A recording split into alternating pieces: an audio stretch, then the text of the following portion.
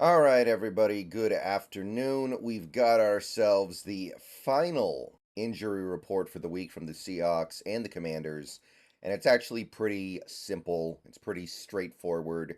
So let's just go ahead and take a look here, starting with the Seahawks side of things. I got the tweet from Condotta. Let's dive right in. We got one player out.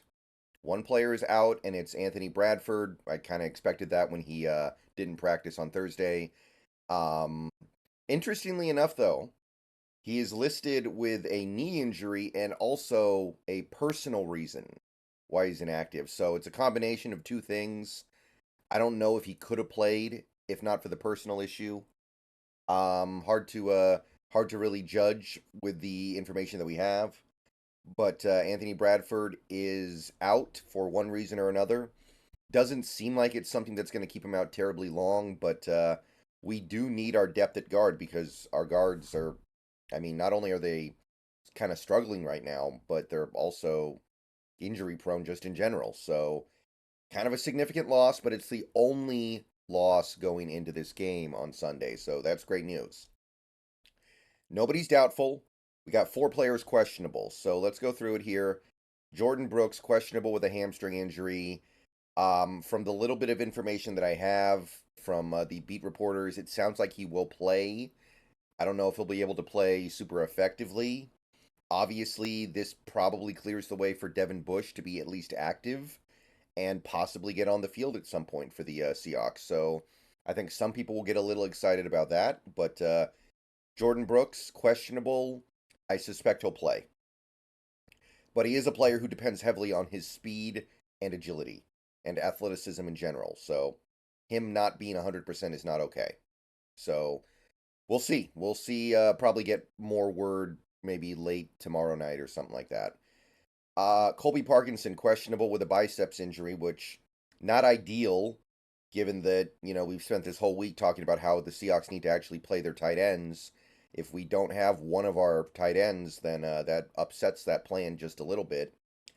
Good news is we still have Fant and we still have Disley, and Brady Russell's been hanging around this roster for a while anyway. You can play him at least a little bit, but Colby Parkinson looks like he can go one way or the other. Just kind of depends on. It might be a true game day decision, so we'll see what's up with that.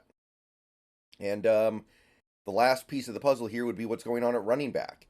And both of our third string running backs, DJ Dallas and Kenny McIntosh, are listed as questionable. So, going to be an interesting decision to make. Maybe both are active. Maybe we just pick whichever one we think is healthier for game day. I don't know. Hard to say. So, if I had to guess, I would say that Kenny McIntosh is ready to play. It's just a matter of whether or not they feel like he's in game shape because he was out for so long. But he hasn't been listed on the injury report for the most part lately, and he's had several full practices in a row. So I don't get the sense that it's a real concern about him being not able to go at game speed. It's just a matter of do they think he's going to be able to have the endurance to play a full game. And look, Kenny McIntosh, even if he is active, it's not like he's going to be playing 50 snaps. So I think he's ready to go. But DJ, we know he's actually hurt because we saw him get hurt at the end of the Ravens game. So I kind of expect DJ Dallas to be inactive for this game and Kenny McIntosh to get the opportunity. And yeah, I think that makes a lot of sense. I like it. I want to see what McIntosh can do. So let's try to get this done here. And yeah, that would be my prediction. I think Brooks plays. I think Parkinson plays. And I think McIntosh plays. And I think Dallas ends up out. That's my guess. But we'll know more in the next couple of days here. So, clean injury report overall. Not a whole lot to be concerned about. One other bit of roster news, just to complete the picture here, because I don't think this is worth making a whole new video about. The Seahawks signed Brett Ripien to be their practice squad quarterback. So we now have three quarterbacks on the team. There's no injury situation going on with Geno or Drew Lock. So Brett Ripien looks like he's here for two reasons. One, to just give us a third string quarterback because we haven't really had one this year. And also, he was a Ram for the season previously.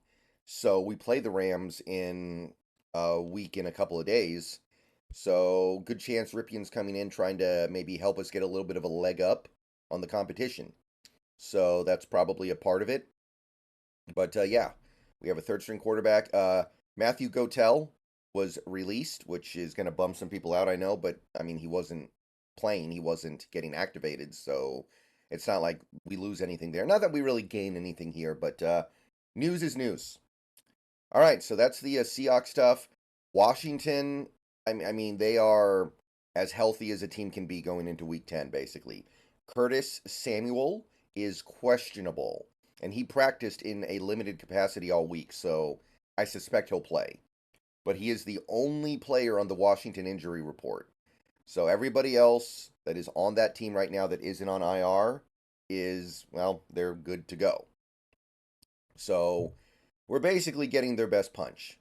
I mean, their best punch would have been really before they traded Chase Young and Montez Sweat, but we're getting their best punch with the roster that they actually have. And yeah, that's about it. That's your injury report for the end of week. Things cleared up. I am concerned about the possibility of not having Jordan Brooks, and I am concerned about being down at tight end because big tight end big tight end formations are what we need right now. But overall, the foundation of the team is ready to go. Lockett was on the report earlier this week. He's fine. Metcalf didn't practice on Thursday. He's fine, etc., etc. K9, fine. And early this week, I was concerned about K9, but he's not even listed here, so that's great. All right, I will see you guys later. Might be another video later today, but if nothing really happens, then we're probably just looking at some Twitch streaming tonight. Should be doing more Starfield. Hope to see you guys there. Go Hawks. And yeah, tomorrow we've got ourselves the Huskies game. So maybe I'll see you then.